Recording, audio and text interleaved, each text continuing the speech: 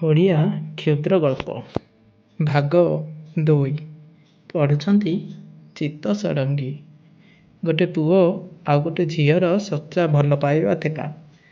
ପୁଅଟି ଝିଅଟି ଫୋନରେ କଥା ହେଉଥିଲେ। ଝିଅ କହିଲା, ହାପି ବାର୍ଥଡେ ପାଗଳ। ଥ୍ୟାଙ୍କ ୟୁ ପାଗଳୀ, ପୁଅଟି କହିଲା। ଝିଅଟି କହିଲା, ମୁଁ ସନ୍ଧ୍ୟା 7:30ଟାରେ ତମ ଘରକୁ ଆସିବି, ବୁଲିବାକୁ ଯିବା। ଆଉ ପୁଅଟି କହିଲା, ଠିକ୍ ଅଛି ପାଗଳୀ। ପୁଅଟି 7:30ରୁ 8:30 ପର୍ଯ୍ୟନ୍ତ ଅପେକ୍ଷା କରୁଛି, କିନ୍ତୁ ଝିଅଟି ଆସୁନାହିଁ। ଝିଅଟି 8:31ରେ ପାଖକୁ ଆସିଲା। ପୁଅଟି କହିଲା, ଏତେ ଲେଟ୍ କ'ଣ ପାଇଁ?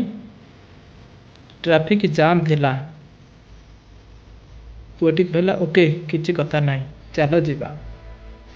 ସେତେବେଳେ ଝିଅଟିର ମା କାନ୍ଦି କାନ୍ଦି ଫୋନ୍ କଲା ପୁଅଟି ପାଖକୁ। ପୁଅ କହିଲା, ମା କ'ଣ ହେଲା, କାହିଁ କାନ୍ଦୁଛ? ଝିଅଟିର ମା ଜୋରରେ କାନ୍ଦି କାନ୍ଦି ପୁଅଟିକୁ କହିଲେ, ମୁଁ ହସ୍ପିଟାଲରେ ଅଛି ପୁଅ। ପୁଅଟି କହିଲା, ହେଲେ ମା ତମେ କାନ୍ଦୁଛ କ'ଣ ପାଇଁ? ଝିଅଟିର ମା ପୁଅକୁ କହିଲା, ମୋ ଝିଅର ଆକ୍ସିଡେଣ୍ଟ ହେଇଯାଇଛି। ଆମେ ବହୁତ ଚେଷ୍ଟା କଲା ପରେ ମଧ୍ୟ ତାକୁ ବଞ୍ଚାଇ ପାରିଲୁ ନାହିଁ। ପୁଅଟି ଝିଅ ଆଡ଼କୁ ଦେଖିବାରେ ଲାଗିଲା। ସେତେବେଳେ ଝିଅଟି ପାଖରେ ନଥିଲା, କିନ୍ତୁ ସେଠୁ ଝିଅଟିର ଗୋଟେ ଆୱାଜ ଆସିଲା, ଓଏ ପାଗଳ, ଆଇ ଲଭ୍ ୟୁ। ମୋ ଆସିବା ବାଟକୁ ଚାହିଁ ରହିଥିଲ ନା? ଦେଖିଲ, ମୁଁ ଆସିଗଲି।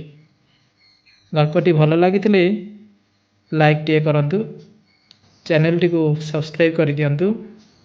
ଗପଟି ମୂଳରୁ ଶେଷ ପର୍ଯ୍ୟନ୍ତ ଶୁଣିଥିବାରୁ ବହୁତ ବହୁତ ଧନ୍ୟବାଦ। ଜୟ ଜଗନ୍ନାଥ।